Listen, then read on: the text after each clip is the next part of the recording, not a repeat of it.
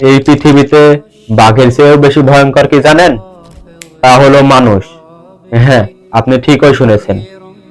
মানুষ হয়েও আজ এই ব্যস্ত শহরে মানুষকেই বেশি ভয় লাগে। কারণ মানুষ হলো বহুমুখী। মানুষ তার নিজের স্বার্থের জন্য একবারও ভাবে না। মুহূর্তের মধ্যেই রং বদলাতে পারে। এক কথায় বলা যায় গিরগিটির মতো।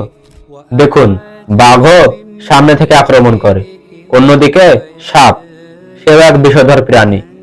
সাপও কামড় মারার আগে পানা তোলে, মানে এদের থেকে বাঁচারও কিছু সেকেন্ড সময় পাওয়া যায়।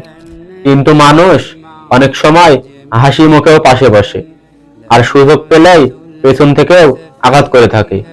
তবে হ্যাঁ, একটা কথা মনে রাখবেন, পেছন থেকে আঘাত করা মানুষের সংখ্যা আপনার অতি নিকট বা অতি কাছের প্রিয় মানুষই হয়ে থাকে। আজকে পৃথিবীতে একটা কথা খুব বেশি শোনা যায়, আর তা হলো আমি সব সময় তোমার পাশে আছি। কিন্তু দেখুন, সময় বদলালেই সেই কথা দেওয়া মানুষটাই বলে আমি কিছু করতে পারছি না, আমি এখন অনেক ব্যস্ত আছি। তুমি অন্য কাউকে বলো, ঠিক সাহায্য করবে। এই কথা বলে বিপদের সময় কথা দেওয়া লোকটাই এড়িয়ে চলে। এটাই বুঝি ব্যস্ত দুনিয়া, ব্যস্ত শহর, ব্যস্ত সবাই, কেউ নাই পাশে আল্লাহ ছাড়া। আমি বলি, এই ব্যস্ত শহরের ব্যস্ত মানুষ কথা দেয় শুধুমাত্র মুহূর্তটাকে সুন্দর করার জন্য। মনে থাকা মানুষগুলোই মনের খবর রাখে না। মনে হয় সবার জায়গায় সবাই কঠিন ব্যস্ত। তাই ইসলাম আমাদের একটা শিক্ষা দেয়, মানুষকে ভালোবাসো, কিন্তু অন্ধবিশ্বাস করো না।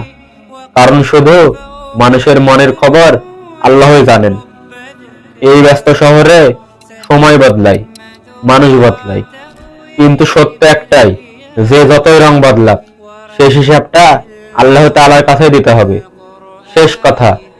তাই মানুষকে ভয় না পেয়ে নিজের চরিত্রটা ঠিক রাখা সবচেয়ে জরুরি।